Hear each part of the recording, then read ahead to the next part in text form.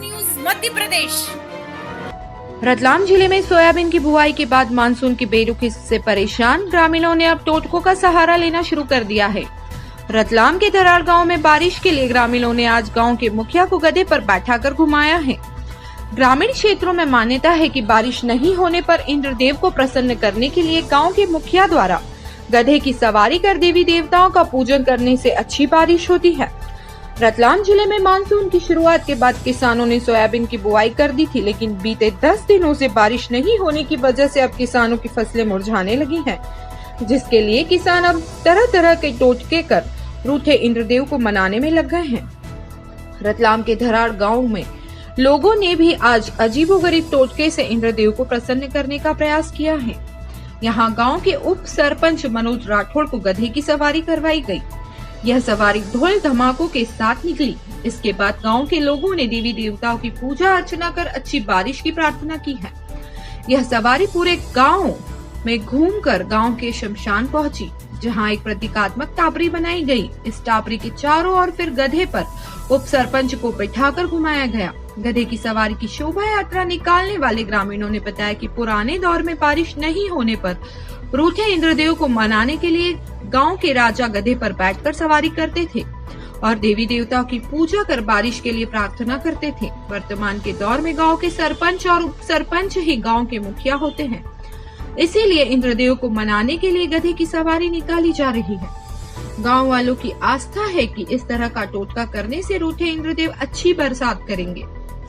बहरहाल ग्रामीणों का कहना है, हमारे गांव के आसपास पानी गिर रहा है, लेकिन धराड़ में ही बारिश नहीं हो रही है। बड़े बुजुर्गों का कहना था कि ये टोटका करें तो अच्छी बारिश होगी। हमने ये किया, हमें विश्वास है कि अब अच्छी बारिश होगी। उप सरपंच गधे पर बैठे थे। गधा हमारे गांव में ही मिल जाता है, कहीं से लाना नहीं पड़ता, ये भगवान की कृपा है। ग्रामीणों का मानना है कि गधे को बाहर आसपास के गाँव में भी ले जाया जाता है और जहाँ जहाँ ये गधा जाता है उस गाँव में अच्छी बारिश होती है। प्रयास न्यूज रतलाम से अशोक शर्मा की रिपोर्ट। कम से कम 20% किसान तो ऐसे हैं जिनको डबल बोवनी करनी पड़ेगी और बारिश के लिए बहुत ज़्यादा परेशान हो रहे हैं। और हमारे आसपास पानी गिर रहा है और धराड़ में नहीं गिर रहा है, ऐसा अनुभव हो चुका है। और हमारे जो बूढ़े बुजुर्ग हैं उनका ये कहना था कि भाई आप ये जो टोटका ये करो, इससे अच्छी बारिश होगी। और हमें सबको विश्वास है कि ऐसा करने से ये जो आज हमारे उप सरपंच मनोज जी राठौड़ बैठे गधे पे और गांव में घूमे हैं और हमें पहले भी ऐसा करा था और अच्छी बारिश हुई थी।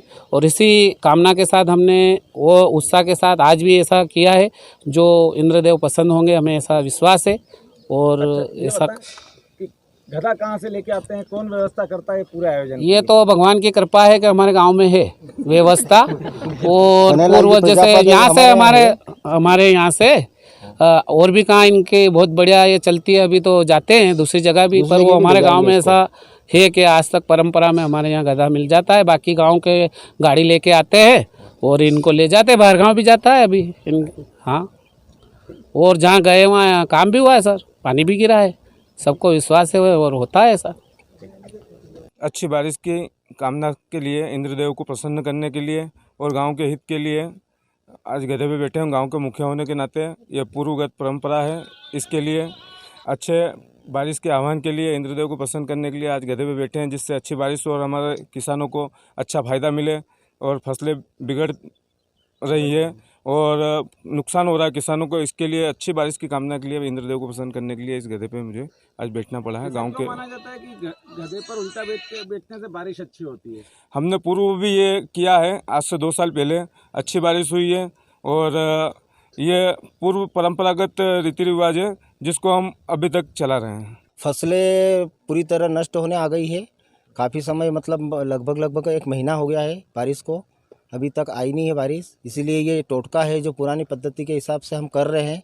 हमने पूर्व में करा था जिससे बारिश अच्छी हुई थी, इस बार भी हमें लग रहा है, इसलिए आज हमने ये प्रोग्राम रखा है। और ये हमारे धराड़ के सरपंच साहब हैं मनोज जी, इनको बिठा के, उप सरपंच साहब है, इनको बिठा के पूरे धराड़ में हमने भ्रमण करवाया इनका गधे पे बिठा के। तो हम चाहते हैं कि इंद्रदेव प्रसन्न हो और अच्छी बारिश हो। फसलों को कितना नुकसान पहुंचा है अभी तक? फसलों को सर कम से कम 70% 80% नुकसान हो चुका है। और कुछ लोगों की तो अभी बोवनी भी नहीं हुई है। 80% फसलें ख़राब हो गई है।